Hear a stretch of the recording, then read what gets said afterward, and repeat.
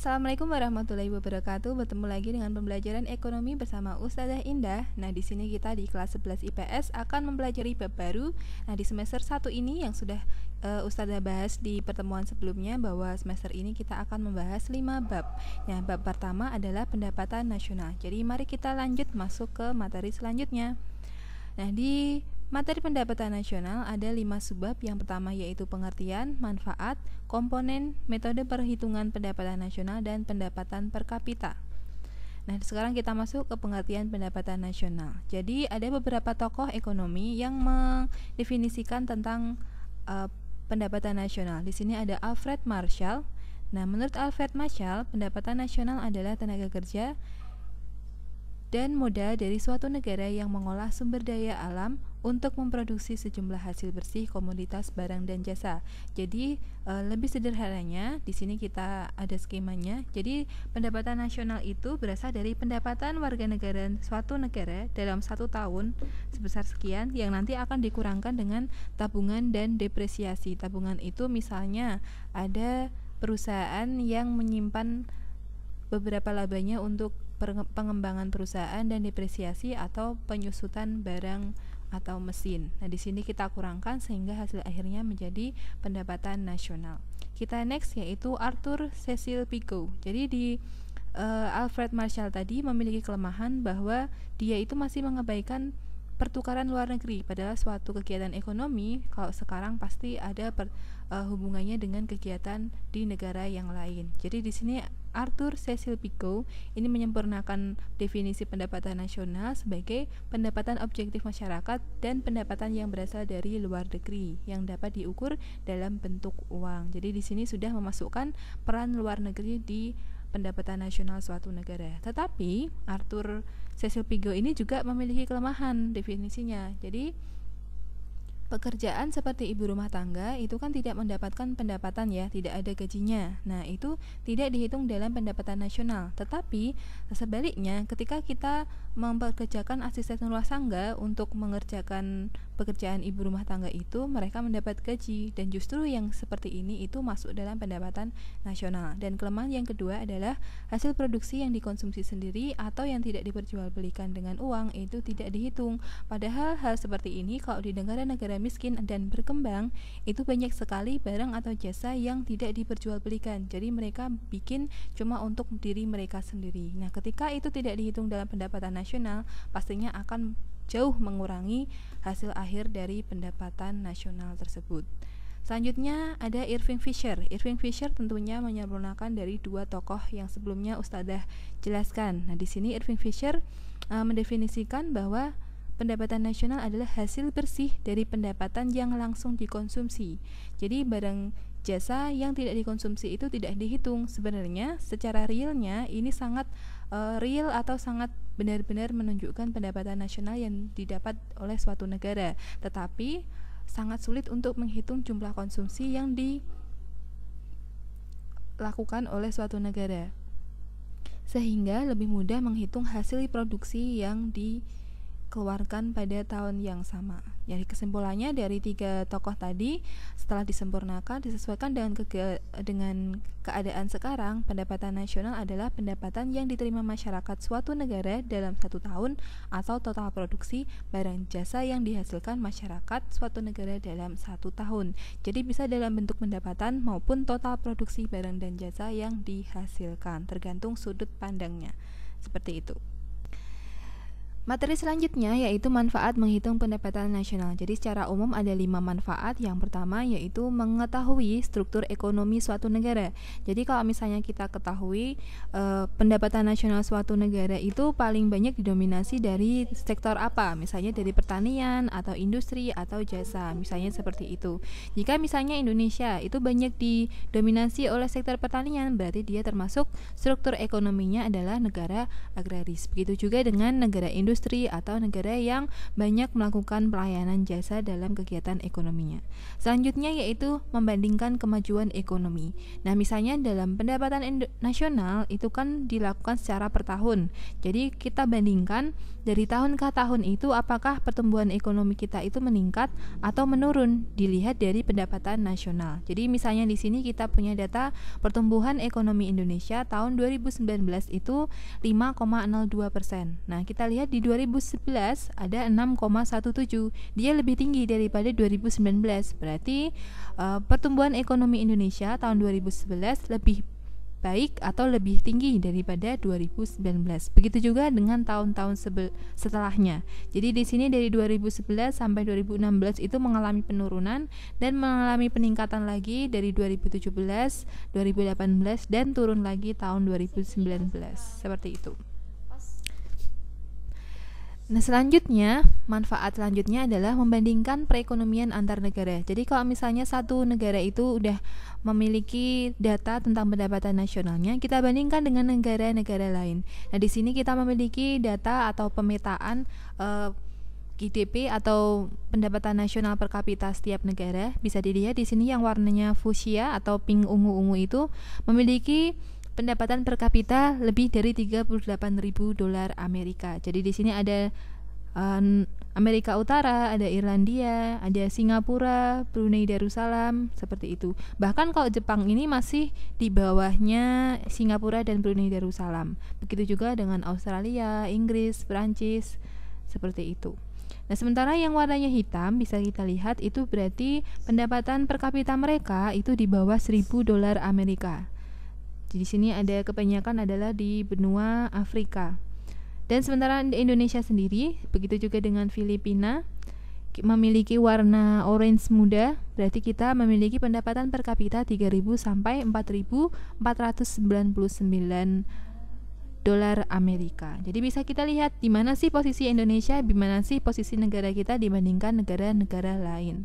Bahkan jika kita bandingkan dengan negara Malaysia sendiri, Malaysia itu sudah ada di posisi 11.000 sampai 13.999 dolar Amerika.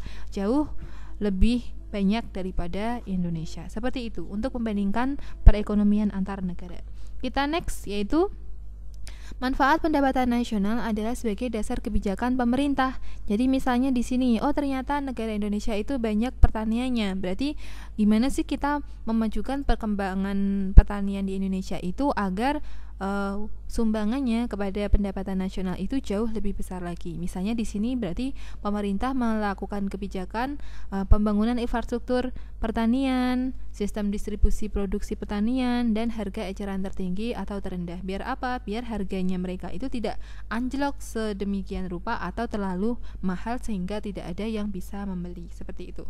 Kita next yang terakhir yaitu untuk mengukur kinerja pembangunan. Jadi kalau pembangunan itu bisa dilihat di sini pendapatan nasional kita paling banyak didominasi oleh industri, kegiatan industri, perdagangan, dan pertanian. Jadi paling banyak di antara tiga itu. Sementara untuk pertumbuhannya yang paling berkembang banyak adalah informasi dan komunikasi, jasa lainnya, dan jasa perusahaan. Berarti bisa kita lihat, tahun ini, tahun 2019 paling banyak adalah industri, perdagangan, dan pertanian untuk negara Indonesia. Ya, materi selanjutnya yaitu komponen pendapatan nasional. Jadi ketika kita mau menghitung pendapatan nasional, itu ada beberapa komponen yang perlu kita perhatikan.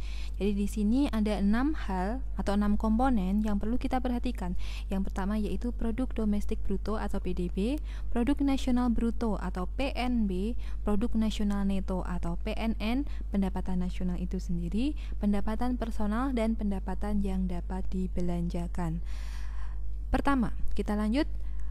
Produk domestik bruto atau gross domestic product bisa kita definisikan sebagai total hasil produksi barang dan jasa yang dihasilkan masyarakat suatu negara dalam 1 tahun. Jadi kita lihat hitungannya itu pendapatan warga negara dalam negeri ditambah dengan pendapatan warga asing dalam negeri. Jadi kita lihat bahwa PDB itu menggunakan pendekatan wilayah. Jadi siapapun yang ada di wilayah negara itu, maka pendapatannya akan dimasukkan dalam perhitungan PDB atau produk domestik bruto. Jadi misalnya ada orang asing atau misalnya orang Jepang atau orang Korea atau orang Amerika itu kerja di sini, maka pendapatannya juga masuk dalam perhitungan produk domestik bruto. Siapapun yang ada dalam wilayah negara itu. Selanjutnya adalah produk nasional bruto atau PNB atau gross national product. Definisinya, total nilai produk barang dan jasa yang dihasilkan masyarakat dalam suatu negara. Nah, bedanya apa sih dengan PDB tadi? Jadi kalau di PNB ini perhitungannya seperti ini. Jadi PNB dihitung dari PDB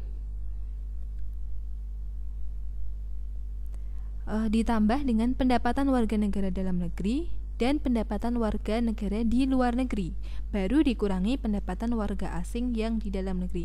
Jadi kalau tadi di PDB kan cuma yang ada di wilayah itu. Nah, sekarang di PNB semua warga negara yang maupun yang di luar negeri itu juga ditambahkan. Sementara warga asing yang tadi yang kerja di dalam negeri itu dia dihilangkan, jadi dikurangi.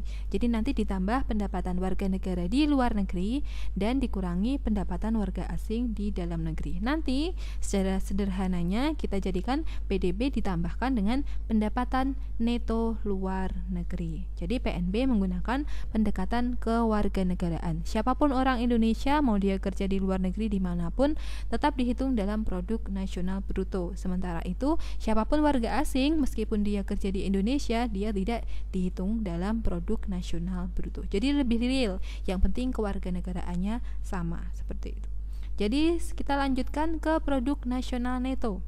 Nah, total nilai produk barang dan jasa yang dihasilkan masyarakat dalam suatu negara setelah dikurangi penyusutan nilai barang dan penggantian barang modal. Seperti yang sudah kita bahas tadi di Alfred Marshall kan ada depresiasi dan penyusutan atau tabungan. Nah, di sini juga kalau misalnya dalam 1 tahun kita beli mobil, pastikan di akhir tahun harganya lebih murah daripada ketika kita awal membelinya. Jadi di sini penyusutan nilai-nilai barang seperti itu kita hitung juga, kita kurangkan. Dan juga misalnya ada gedung-gedung yang udah nggak kepakai atau udah tua, kita ganti dengan gedung yang baru, berarti itu penggantian barang modal. Jadi perhitungannya nanti seperti ini. PNB tadi produk nasional bruto kita kurangi dengan penyusutan barang dan penggantian barang modal atau replacement. Contohnya di sini yang penyusutan tadi kendaraan yang nilainya berkurang setiap tahunnya, dan untuk penggantian misalnya mesin yang sudah tua diganti dengan yang baru. Selanjutnya ada pendapatan nasional. Pendapatan nasional atau net national income.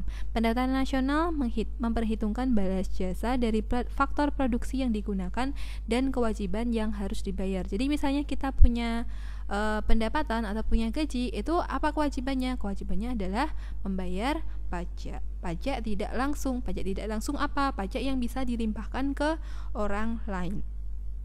Dan ditambahkan dengan subsidi termasuk dalam balas jasa yang diterima oleh faktor produksi. Selanjutnya adalah pendapatan personal atau personal income. Nah, kalau personal pasti ini dalam bentuk individu. Jadi balas jasa dari faktor produksi yang digunakan secara individu. Kalau tadi masih secara global atau secara agregat, secara menyeluruh. Nah, sekarang di sini lebih ke individual. Jadi perhitungannya seperti ini.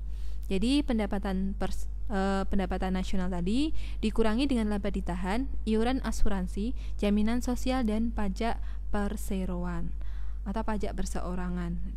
Nah, baru ditambahkan dengan bantuan pemerintah atau transfer payment. Jadi kalau misalnya kita punya gaji, itu kan kita juga bayar untuk asuransi, bayar jaminan sosial, bayar pajak. Nah, itu kan nggak bisa kita pakai dulu kan uangnya. Nah, kita bayarkan terlebih dahulu. Baru nanti kalau misalnya ada bantuan dari pemerintah, itu masuk juga dalam pendapatan individu kita.